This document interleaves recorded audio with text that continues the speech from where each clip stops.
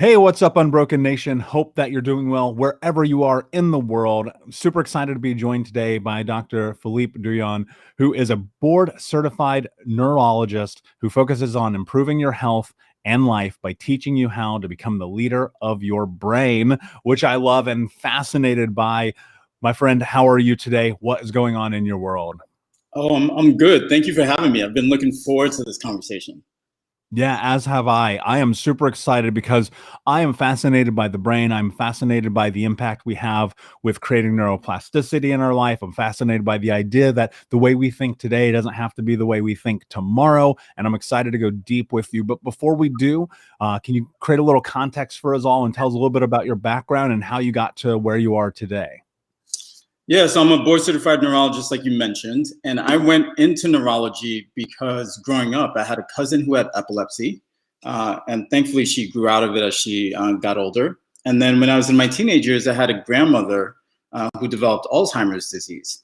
And so even though those two disorders can be really devastating to witness and certainly devastating for the person to go through, it also fascinated me about how when our brains are working the way that they're designed to, just how impactful our lives can be and how great our lives can be. And so I was really fascinated with the brain. So that's why I went into neurology. And, throughout my own personal journey, when I was 18, I was diagnosed with kidney failure. I had my first kidney transplant at the age of 27, 8 days after graduating from medical school. I had a second kidney transplant earlier this year. And for me to be able to overcome those kind of challenges, I really had to become the leader that my brain needed me to be. And so that's really what I teach people, that a lot of what they're looking for in terms of healing and improving their lives, it's not found in a pill bottle. It's really in the way that we think and the way that we engage our brains. It's so fascinating to me. First off, an incredible journey, right? And I think that many times when we face these obstacles in life, it's easy to like back down and go surrender and submit. And so, first and foremost, congratulations to you to just be like, no, I'm going to go and make my life happen regardless. One of the things I'm curious about and that you mentioned is making your brain the leader. And like there's this weird thing that I don't think people understand, that they actually have this huge amount of control over their brain. Can you talk about and kind of framework what it actually means to be the leader of your own brain? Yeah, so I see people all the time where their brains are leading them. And what I mean by that is, think about this. When you have, let's say, a bad moment in the day, like your friend upset you for whatever reason, right? It's not just that you're upset now at your friend, then you start thinking about how rough your life is and you become upset with yourself. Then you start thinking about how bad the world is and you become, really upset with the world. And it just takes you down this negative sort of spiral. And so the reason that the brain does that is because first and foremost, its job is to help you to survive. It needs to protect you. And so it's always looking out for those negative things, right? Which is not always in our best interest. And so being the leader that our brain needs means that essentially using our experiences to influence the way that we think and the way that we act. And so everything that we do every single day influences our brain's evolution. Our thoughts influence our brain's evolutions, the actions we take do so, the people that we surround ourselves with, the experiences that we have. And it's really about teaching people to make really conscious decisions daily so that their brains don't go down this negative route and instead focuses on the positive. Because when we focus on the positive, that also has this tremendous healing impact, not just on our brains, but also on our bodies and as well as on our lives. What causes that? Because you hear this all the time where people talk about having control over your thoughts, being positive, thinking like this, but why does that actually work? Like what is happening in that moment and those processes that lead to this place where it actually has impact? Yeah, so when you think about what's going on in your brain, so when you're having a lot of negative thoughts, right? So your brain sort of goes into, you really turn on sort of your sympathetic nervous system. Your brain goes into fight, flight, or freeze mode, right? So you're operating from a place of really chronic stress and trauma. And so you get chemicals like cortisol, which are being secreted, and over a long period of time have a really negative impact not just on your brain, but also on your body, right? So a lot of people who are chronically stressed will come to me and say, look, I can't make new memories. I'm having memory problems. And that's because something like cortisol actually causes the neurons, the cells in the part of the brain responsible for making new memories, it causes those cells to die off, right? So that's a really negative consequence of having negative thoughts. Now, when you have positive thoughts, right, that causes the release of endorphins, a lot of the feel-good sort of hormones. And so you start really thinking about your life in a completely different way. You start searching for the positive in things. And those feel-good hormones, they don't just allow you to feel good, but they help reduce your blood pressure. They help reduce the levels of chronic stress. That way you're not having that negative impact on your brain and body. And it really promotes healing physically, emotionally, mentally, as well as neurologically. Can I challenge you on something? Because I'm really curious. I've worked with a lot of people throughout my career and even had these moments myself where I go, there is absolutely nothing positive in my life right now. Right. And so my challenge to you in this is, how, if someone has that thought process, do you navigate helping them find positivity in their life when it feels so, not even necessarily only melancholic, but depressive and painful and sad and hurtful? How do you really push someone? Maybe push isn't the right word, but how do you help someone navigate into this place where they can associate or even create something positive in their thought process? Yeah, so I'll give you a personal example. So for me, I was diagnosed with COVID back in January, and I was hospitalized for 2 weeks, right? And as a doctor, watching your oxygen saturation go down is not a fun thing at all. And there were certainly days where I thought that I was not going to make it. But COVID took its toll on my kidneys. It just completely wrecked the kidney function that I had left, and I needed to do dialysis. Dialysis was the thing that I feared the most. Everything that I did was to avoid dialysis up until that point. And so when they told me that I needed to do dialysis, I cried, right? Because that's not what I wanted to do. And so I allowed myself to feel those feelings, but then I told myself, okay, I can do dialysis the way that I've seen patients do it before in the hospital, where it almost seems like they're waiting for death. Or I can decide to do dialysis in a completely different way. And so I went from feeling really depressed about my life, like this sucks, this is not what I wanted, I'm tired of having to face my mortality, to be like, I've got to overcome this challenge. I've got to think about it very differently. And so when I was doing dialysis, there were times where I was working on a lot of personal development stuff. I was reading during dialysis. I was practicing French. I was doing interviews with news organizations and taking business meetings. I remember one time, I was playing basketball with my sons, and my son said something about me being sick. And I was like, what are you talking about? I'm not sick. I'm sitting here beating you in basketball. So part of it is about changing the way that you think about things. But to help you change the way that you think, you also have to take completely different actions. You need new experiences, right? And I see people who every day do the same exact thing and somehow expect that their lives are going to change. They think the same thoughts, they have the same routines, and think that their lives are going to change. So sometimes you have to do things differently. And you also have to be very mindful of who you're surrounding yourself with. So I didn't surround myself with, I didn't hang out with other kidney disease patients, right? Because a lot of times when you're hanging out with other patients, everybody's sort of down and they just talk about all the negatives, and that's where their focus is on. I hung around with people who saw that I was going through a difficult time in my life and acknowledged that and appreciated it, but also who saw the greatness and the opportunity that I had, the opportunity to connect with other people, right? To help people who are in similar situations, and maybe who don't have the same kind of resources that I have. And that, when I say resources, it's the mental and neurological resources that I have. So I think it's really about changing the way that you think about things, having completely new experiences, taking different actions, and making sure that you surround yourself with people that are going to help you through these tough moments. Yeah, and so much of that is adaptation, right? And starting to leverage, and you didn't use the word, but a part of that process is understanding neuroplasticity. And Mhm. this is a word that I think, especially right now in personal development, in podcasting, and everything that we're seeing in the world is thrown around so much. But I don't think anyone's really talked about what it means, what neuroplasticity like really is at the fundamental root of it. Can you talk through with us exactly what neuroplasticity is? Yeah, so neuroplasticity is about how our brains adapt, how they learn, how they heal after injury. Neuroplasticity is really about our brain's ability to make new neurons and new connections. So for a really long time, we thought that we were born with a certain amount of neurons, and the only things that could really happen was that as we age, that we'd lose some neurons due to aging. Maybe we'd lose some neurons due to some degenerative process like Alzheimer's disease, or maybe we get like some kind of brain injury and lose neurons as a result.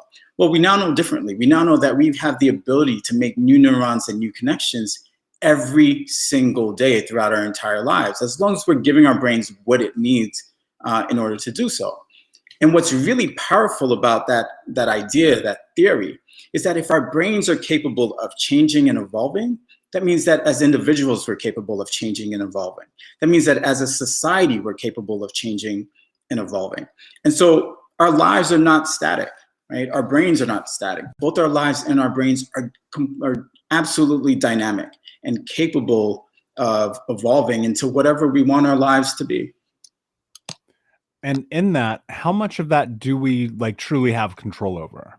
Because the reason I ask that is I think about this idea of like applying neuroplasticity to our medical, mental, and our neurological disorders. Like, is there actually a level of control that we have in our own neuroplasticity? Oh, we have absolute control over our neuroplasticity. So the biggest promoter of neuroplasticity is physical exercise, right? So the brains that we have today as modern human beings is very different than the brains that human beings had 200,000 years ago, right? Our brains today are bigger, they're more complicated, they have a lot more neurons and connections. And so then the question is, well, why did modern humans develop these bigger, more complicated brains? There was a study that was done at Harvard where they sort of looked at why human beings developed the way that they did. And what they found was that our bodies and brains developed as they did because of our need to run long distances. And so when you think about humans from 200,000 years ago, right? They had to scavenge for food. They had to fight off predators. They had to run away from predators. They had to navigate new lands. All of that caused their brains to make new neurons and new connections. And so when you think about today, being physically active is a huge promoter of neuroplasticity, right? The other things that people don't realize is that the kind of foods that we eat have a huge impact on our ability to make new neurons and new connections. They even have an impact on whether or not we're causing dysfunction in neurons and new connections. And I'll give you an example. I had a patient who had epilepsy, bad epilepsy her entire life, and she was now in her 30s. She had had 2 epilepsy surgeries. She was on like 5 or 6 different anti-epileptic medications and still having seizures. And I finally got her to a place where she was seizure-free for 6 months. And I did that by simply removing soda from her diet, right? And then all of a sudden, she started coming back to the ER. And I was like, what's going on? You know, like you were seizure-free for 6 months and now you're having these seizures. And she said to me, well, you're never going to take soda out of my diet ever again. And she had these 2 1-liter bottles of Pepsi at the bedside, right? So food has a huge impact on our ability to heal and evolve our brains, right? Not getting enough sleep, getting into the deeper stages of sleep is crucial for neuroplasticity. That's when our brains release this chemical called brain-derived neurotrophic factor, which promotes neuroplasticity, right? I mentioned already that chronic stress can cause neurons to degenerate and kills off neurons in certain places. So minimizing stress is also crucial for allowing neuroplasticity to take place. So there are things that we can do every single day. And I haven't even mentioned learning yet, right? Learning and developing ourselves is crucial for that. Seems to me like there are so many different aspects of starting to create neuroplasticity of our life that often maybe it could be overwhelming.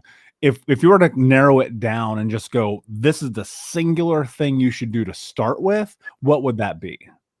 So the singular thing I would be like, you need to move your body. You need to exercise on a regular basis. Like, and it doesn't mean that you have to go to the gym. If you're somebody who loves dancing, find a way to dance 3, 4, 5 times a week for 30 to 40 minutes at a time, right? Because our bodies are designed to move. And at the helm of that is our nervous system. It's our brain and spinal cord. And so when we're moving, that promotes neuroplasticity. And in fact, studies have shown that kids who are jogging before the school day starts, if they're exercising before the school day starts, that they're more likely to retain information and do better on a test than kids who cram into the very last minute. So we know that exercise is incredibly important for neuroplasticity. I love that. And I think that I measure this in my own way too. If I go back in time, at one point I was over 350 pounds. And I look at the mental structure of my life, and it was like, it was so bad that I put myself in this position of only ever doing things to sabotage myself. Yeah. And that's because I think that there is, and I'd love to know your thoughts on this. I think that there's a pivotal pendulum swing in this process, that when you start to take care of your body, your mind in turn starts to take care of itself, or vice versa, or maybe there's a synchronicity there to it. I don't know. But what are your thoughts with that? Does that feel true? Absolutely. The best moments in my life, in terms of when I'm doing the best, emotionally, mentally, when I'm the most successful, is when I'm taking care of my body. When I'm prioritizing my physical health, everything else seems to fall into place. So even when I was doing dialysis and I had this catheter implanted in my chest, I made it a point to exercise 3 or 4 times a week, right? To allow me to get stronger for the kidney transplant, but also for my own mental and emotional health. Right. So the exercise is incredibly important. And I would assume, I'm just going to guess, people thought you were crazy, right? Oh yeah. I mean, the dialysis team is like, listen, don't exercise too much, right? Even after my transplant. So I started exercising maybe like 2, 3 weeks later. Started really, really easy. But yeah, my transplant team is like, you should not exercise for like 3 months. I'm like, if I don't exercise for 3 months, I'm gonna I'm gonna off myself. Like, there's no way. After everything that I've been through, it needs to be my anchor, right? So it's incredibly important.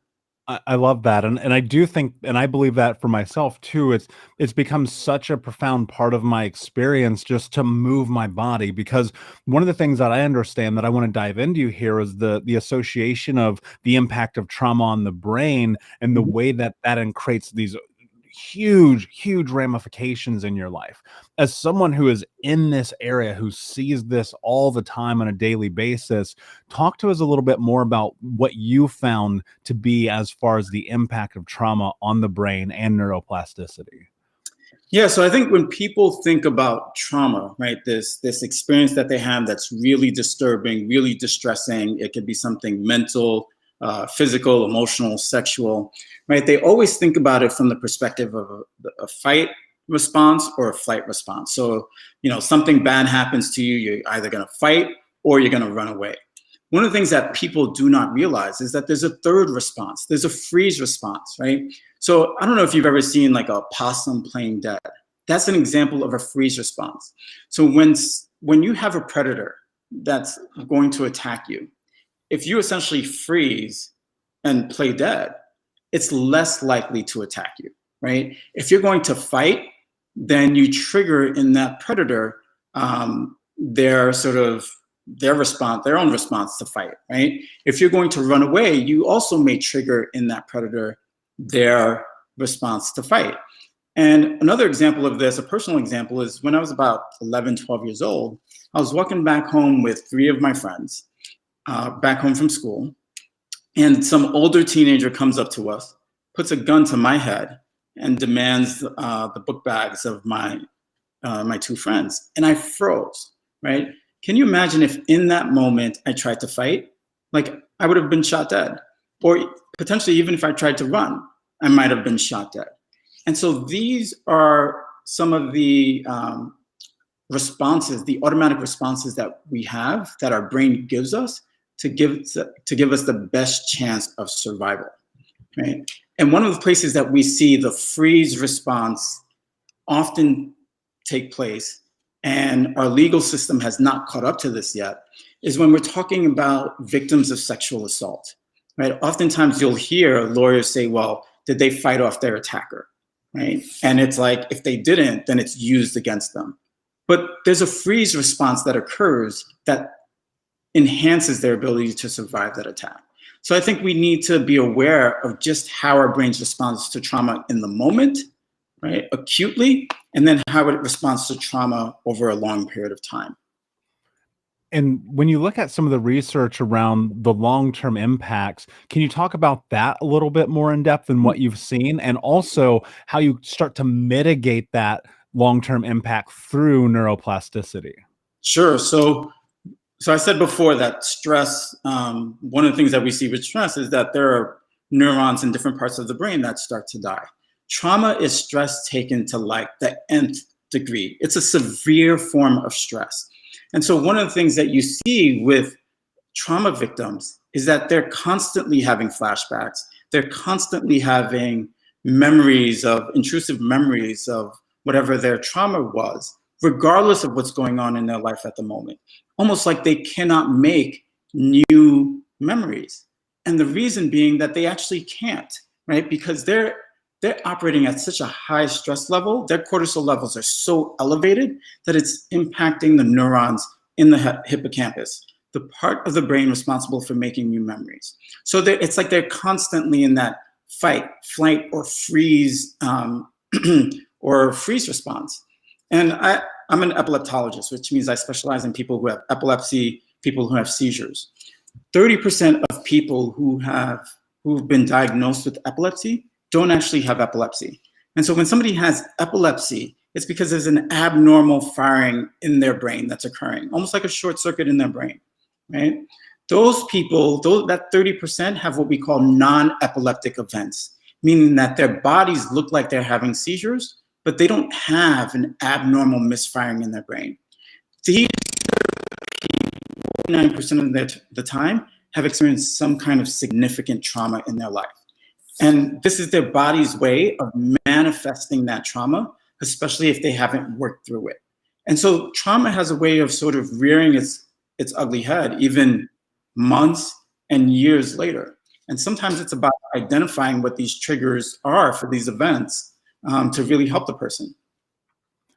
It's fascinating to me that it's almost like, would phantom seizures be an appropriate way to phrase that? I'm just thinking about the fact that I've had my own flashbacks. I've had these crazy moments where, until I really started to step into this healing journey, like, I couldn't make new memories, and I was always in this fight or flight state. And then I started going through all these things like journaling and meditation and therapy and group therapy and NLP and CBT and EMDR and blah, blah, blah, blah, blah, all the acronyms, right? And then now it feels like I have some sort of a semblance of control over the way that I'm able to really control the way I think. Do you think that I've run into this with people sometimes on occasion where I've had these conversations? I say, I do believe that we are able to control what we think. How do you like, are there tools? Is there something in this process that you could give to someone listening right now who maybe are on the other side of this fence where I don't have control. I'm always having flashbacks. It's so chaotic. We talked about this idea of being positive, trying other actions, things of that nature.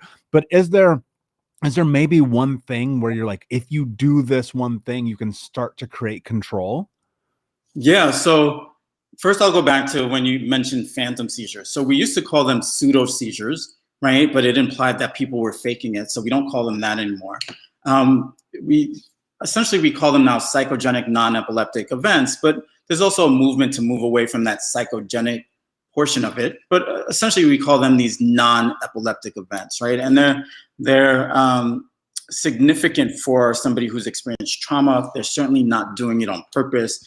It is, again, their brain and body's way of manifesting this traumatic event. And if we're talking about the way that we think, right? There are some studies out there that suggest that we have somewhere between 12,000 to 60,000 thoughts per day. So we've got a lot of thoughts per day, right? But 90 to 95% of those thoughts are the same exact thoughts that we had yesterday. So when people are wanting their lives to change, they really need to first start by changing the way that they think. Now, when I say that we've got 12,000 to 60,000 thoughts every single day, there are studies that suggest that 60 to 70% of those thoughts are negative. They're defeatist at best. And so some people would tell you, look, every time you notice that you're having a negative thought, you wanna substitute 3 to 5 positive thoughts for that. And for some people, that really works. For some people, what really works, and one of the things that I do, is that regardless of what's going on in my life that day, I practice gratitude. So I think about the things that I'm grateful for, the people that I'm grateful for, even the hardships that I've been through and that I've learned for, because depending on your mindset and what you've been through, you can always find a gem in there. Even if that gem is, it allows me to relate to other people who have been through this, and I can help them as a result. It's so interesting. And I found as well in my life, when I started being of service, my life got better. And I hear this happening all the time with people because I did change my thought process of it. Instead of being woe is me and living in this victim mentality, which is very easy to do, especially if you come from a traumatic background, I said to myself, you know what if I helped people? Yeah. What if I just taught them something I've learned or understood? And that way I could create something positive in the world. Like, now I love that you said that because you're so right. And I think gratitude plays a huge role in it. I'm thankful every day. I put my feet on the ground and go, I'm thankful I'm here. It might be a hard ass day, but maybe we'll do something impactful. You know, I think about this idea about the evolution of our brains and the impact that it has on our lives. As we're talking about these thoughts, can you talk about how our thoughts impact the evolution of our brains and thus our lives? Yeah, absolutely. So every time you have a new thought, you make new neurons, right? And every time you think the same thing, you essentially strengthen those neurons and the connections associated with them. So from an evolutionary perspective, our thoughts are incredibly powerful because they're either causing our brains to make new neurons and new connections, or they're strengthening the connections that are already there, right? One of the other things is what's most important to us is what our brains focus on. So within our brains, we have this system called the reticular activating system. And it really is responsible for our awareness and our level of consciousness. And not just our awake and sleep cycle, but what we're aware of in our environment, right? So there was one time when I had a red car, right? Before having that red car, I never noticed red cars. And then all of a sudden I got this car and it was literally like every other person was driving a red car, right? And it's not that people all of a sudden bought red cars. It's just that now this red car, because it was mine, was important to me. And so I was noticing all the other red cars out there. One of the things that I tell people is that your brain will always try to prove you right. So what you focus on really, really matters, because if you tell yourself, my life sucks, your brain is going to focus on all the negative things in your life to prove you right. If you tell yourself, yeah, I've had tough moments, but I've got this wonderful, wonderful life, your brain is going to focus on that and look to prove you right in terms of that as well. So what you focus on is incredibly important. One of the things that people have asked me in the past is, how did you get through college and medical school and kidney failure and then have kidney transplant 8 days later, right? And the reality is, well, when I was going through college and medical school, the focus wasn't on me. It wasn't on my kidney disease. And in fact, a lot of times the kidney disease was more like a nuisance, right? As a healthcare professional, I've got the sort of added benefit that my life is spent focusing on others, on helping others. And that plays a huge role in our mental and physical health because it's releasing endorphins in our body as well. I think about this concept and I'm going to share it ad nauseum. I know that the Unbroken audience is like, okay, dude, we get it. But what you think becomes what you speak become your actions, and your actions ultimately become your reality. I mean, and you're so spot on. If you put that energy into creating something positive in your life, then you will have something positive. I wish there were a better way to like bottle that up and pill it up and give it to people in this way that they could understand the impact that it has, because we're all going to have negativity. There's going to be stressors. There's going to be these things that happen in our lives, but we still have the opportunity, we all do, to look for the positive, to have gratitude. Because you, if anyone, you could look at your life and go, man, this has been so hard. Dialysis, kidney failure, I got fucking COVID. Like, it doesn't get any worse than that. And yet you still choose that. Do you think that's been a part of your experience, or did you have to teach yourself positivity? Oh, no, I definitely had to teach myself positivity, right? Because the reality is that I am a medical doctor in the Western philosophy of medicine. And for a lot of Western medicine, it's about the Band-Aid approach. It's about giving people a pill and hoping that that's going to fix whatever problem they have. And I tell people often that, look, a pill may help ameliorate the symptoms that you're having, but if you truly want to heal your life, you've got to do the real work. And the real work is in being physically active sometimes. It is in working through the trauma that you face. It's in making sure you're getting enough sleep. It's in making sure that you're eating right. It's in making sure that you're, drinking enough water every day, right? So oftentimes I can't give you a pill that's just going to make all the problems go away. You've got to do the work for that to happen. And a lot of that is the taking charge of our brains, right? And I know that in your work, you talk about the pyramid of neurological health. Can you dive into that? Because I think that's going to be so important for people listening right now. And I really want you to go deep here, because it's going to help create amazing context for people to understand this. Yeah, so the pyramid of neurological health is essentially things that you can do that are going to be great for the benefit of your brain as well as your body. Right? It's what allows you to be as healthy as possible. It's what allows you to take charge of your health as well as your life, right? And so that pyramid includes exercising on a regular basis, right? I've already said exercise is the biggest promoter of neuroplasticity. It is great for your body. It allows your body to make new blood vessels. It allows you to have a really strong heart, right? One of the examples that I often give when it comes to exercise is if you look at professional athletes, look at somebody like Serena Williams. So Serena Williams, if she wins a tournament in Italy this week, she delivers her victory speech in Italian. She wins a tournament next week in France, she delivers her victory speech in French. Oftentimes, professional athletes will be polyglots, meaning they speak multiple languages, despite the fact that they're not spending a huge amount of time in any particular country. But their brains are working so efficiently because they're constantly being physically active, right? A lot of professional athletes are really successful in multiple endeavors. You look at athletes like LeBron James, right? Who's on his way to being a billionaire. He's not making that $1 billion from his basketball contracts. It's in all the other realms that he's being really successful at. So physical activity is really important. The way that we eat is incredibly important. I think we forget the real purpose of food. The real purpose of food is to give us energy to carry out our daily lives. It is not to emotionally eat, right? The reality is that the way we eat today is very differently than the way early humans ate. Back then, there was not this amount of sugar. There wasn't this amount of food readily available. They had to actually work to be able to get food, right? Now you just have to, reach in your closet for something. And most of the times, the foods that we eat aren't healthy. The reality is that when we eat, it takes work to digest food. And as part of that work, toxins build up. So the more processed foods that we eat, the more toxins build up. The more calories we take in, the more toxins build up.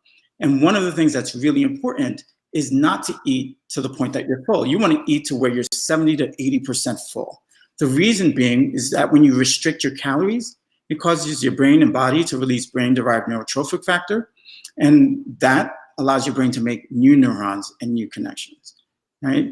Another part of the pyramid of neurological health is making sure you're getting 6 to 8 hours of sleep per night. When you get into the deeper stages of sleep, that's when your brain takes what you've learned throughout the day, consolidates it into memory. That's when the toxins that have built up throughout the day from the work that you're doing gets cleared out, minimizing your risk of dementias like Alzheimer's disease. It's also when your brain releases brain-derived neurotrophic factor to promote neuroplasticity. You want to constantly be learning as well, right? I tell people all the time, the secret to life is evolution, and not necessarily evolution as a species, but evolution as an individual. And in order for you to do that, you have to constantly be learning. You have to develop yourself. And so those are some of the keys to the neurological pyramid. I love that. And that feels all very practical, right? And I think that's important to note in this, like, you got to be patient in this process. Like, there's no way you're going to adopt all of these things in one day, right? And you see this all the time when people try to do a 180 on their life, oftentimes they fail. And so I think that it's about finding that ebb and that flow and creating momentum to head down that pathway of creating this evolution, right? Which you are you're the arbiter for your life. You're the one who is going to decide what happens in it. One of the things I'm curious about, though, when I understand our psychological reward system, looking at the way that, even though I hear this, and I'm going, yeah, man, I've heard this before. I know to eat, right? I know to sleep. I know to exercise. But there's just something about the dopamine release of all the other things that don't bring me immediate pleasure and value. How do you start to navigate that part of it when you understand, or maybe for those who don't understand the neurological reward system, how do you move into creating these new healthy habits when we often satiate the need and desire for immediate fulfillment and gratitude by doing things that don't make our lives better? Yeah, so the reality is that our brains are incredibly addictive. So we do have this dopamine motivation and reward system. So when we do something that causes dopamine levels to go up in our brain, that motivates us to continue to do that activity, right? And that's how all addiction forms, whether it's drug addiction, sex addiction, addiction to shopping, right? It causes a spike in dopamine, so we constantly want to do it. Well, other things cause spikes in dopamine as well. Exercise can do it, maybe certainly not as big as some illicit drug does. But sometimes it's about realizing what the triggers are for the thing that's not so healthy for you, right? And moving away from those triggers. So if we take something like alcoholism, sometimes the trigger for alcoholism is going to be your friends, because those are the people that you drink with, right? And so maybe it's about spending less time with them. It might be that on the way, back from work, you pass a bar that you like to go drink at. So take a different route from work. So you have to know what your triggers are in order to avoid the things that are not healthy for you. And the things that are healthy for you will cause that spike in dopamine, but certainly not as high. But this is where it builds up resiliency. This is where you've got to be persistent. This is where you've got to really work hard to do what's going to be best for you. And in that, one of the things that I'm curious about is, do you think that there's ever a match in the dopamine level? Because, they talk about, especially people who do hard illicit drugs like heroin, there's always this thing about chasing the dragon. And you find many of these people, because yes, I do understand. And I believe that to an extent, I even have an addictive personality and brain, as we know, that you go and you chase that dragon, but it becomes something else. And so you see these people, many of them become like these high performance athletes, where now they're doing these 100K marathons and the chaos of these things. And I find myself also in like, okay, I'm going to train martial arts really hard. I'm going to go and try to run 5Ks every day. All of these things start happening. How do you start to find the balance of it, where instead of taking, and even more so, is it possible to find the balance of it, whereas you're not chasing the dragon in what we would even deem a healthy way? Does that exist? So you're absolutely right? So people who are addicted to things that are not good for you, oftentimes they switch that addiction out for something that's a little healthier, right? So exercise is a great example of that, or being a high performance person is a great example of that. And I've even done that. I've got a bit of an addicted personality. I remember I was doing this Japanese martial arts, and in like 12 months, I somehow got my black belt, because I was literally doing it all the time. And when I wasn't doing it, I was thinking about it all the time, right? And so what happens is, though, when you switch it for something that's sort of healthier, because you're not getting the same spikes in dopamine as you were getting with that thing that's not good for you, that over time you'll see that the addictive personality starts to decrease a little bit as the dopamine levels go up. So they don't necessarily chase the dragon in the same way. Interesting. I'm so fascinated by this. And I think that, I mean, we still don't know as much about the human brain as I think we would care to. And so let me ask you this. What, if anything, do you think is the missing piece of this puzzle that we're not talking about enough? Well, the reality is that we've learned more about the human brain in the last 20 years than we did in the previous 200 years. And I'm somebody who believes that the more we learn about the brain, the more that neurology, psychology, psychiatry will all come together. Because the reality is that we study the same organ, but we study it from different perspectives. And so I think you need to get all these people who look at the brain to start working together in order for us to really understand it. And then I think we also need to understand the brain from a spiritual context. And so we really have to embrace all these different sort of disciplines to get a full sense of what our brains are capable of. But I think that's going to take years, if not decades, for us to really get a better sense of what we're truly capable of as human beings because of our brains. Yeah, and I think about this all the time. I know this sounds odd, but I believe we live in the Matrix, and the Matrix is created from our brain. And if we understand that, then we can bend the spoon, for lack of a better term. So, Philippe, this has been an amazing conversation, my friend. Let everybody know where they can find you before I ask you my last question. Yeah, so people can find me on Instagram at philippe.md. They can find me on Facebook and LinkedIn at Philippe Douyon, MD.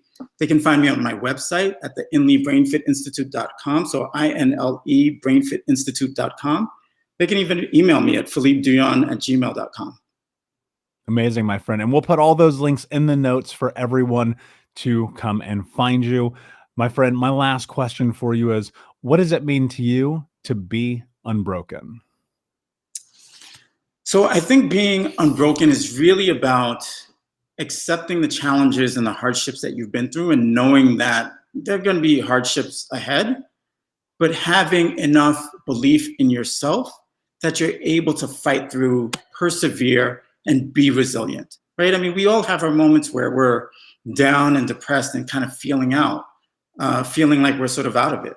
But, having that belief that we're able to rise through that because we know that we've got the tools within ourselves in order for us to persist. I love that. Beautifully said, my friend. Thank you so much for being here. Unbroken Nation, thank you so much for listening, for watching. Please like, subscribe, comment, leave a review, tell a friend. And until next time, my friends, be unbroken. I'll see ya.